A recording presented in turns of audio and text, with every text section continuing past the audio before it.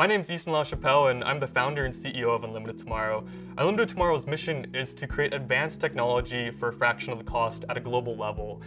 We're first starting with prosthetic devices, and we're using today's newest technologies like 3D printing, artificial intelligence, new sensors and electronics to bring this whole new world of prosthetic devices that's intuitive and human-like, so anybody around the world can afford this and use it to their full extent. I actually started creating long before I had an interest in prosthetics. I was bored and tinkering in my bedroom around age 14 and started making these robotic hands in my bedroom and started advancing these to full robotic arms. Eventually I entered these into science fair, and that's where a big moment happened. I met this small 7-year-old girl that had a prosthetic limb from the elbow to the fingertip, one motion, open, close, and I found out kind of the whole process of how she received that device, as well as the cost. And that cost was about $80,000. So that was kind of my aha moment and what got me into prosthetics. Today, there's still a couple things that I see that are missing, and a lot of it is really the human element behind it.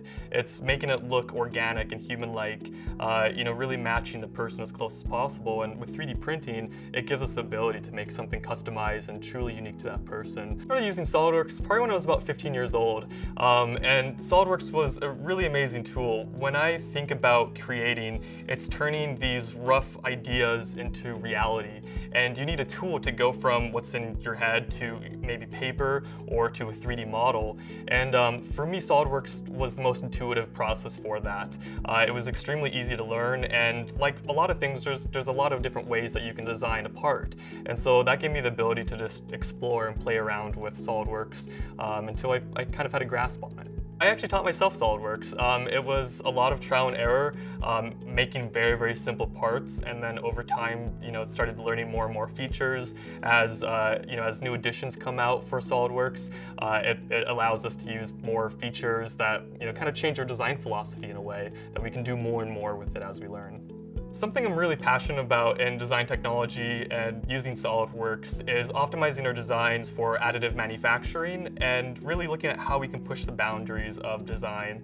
For example, as technology changes with 3D printing becoming better and better and new materials, it really changes what we can actually design and what we can include in our designs. For example, we could actually print some of the joints assembled so there's less hand assembly that we have to do, or maybe make it look more human-like and organic, and really looking at how do we create really nice surfaces within SolidWorks.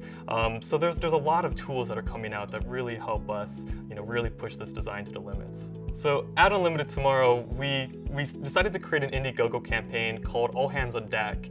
And the goal of this is to raise money to be able to give away the first 100 units that we make. So we'll give these 100 units away to a majority of children, some adults, and people overseas, so we can refine and really test our model. And the big thing about this is creating a scalable process that we can work with people down the street or in a completely different country.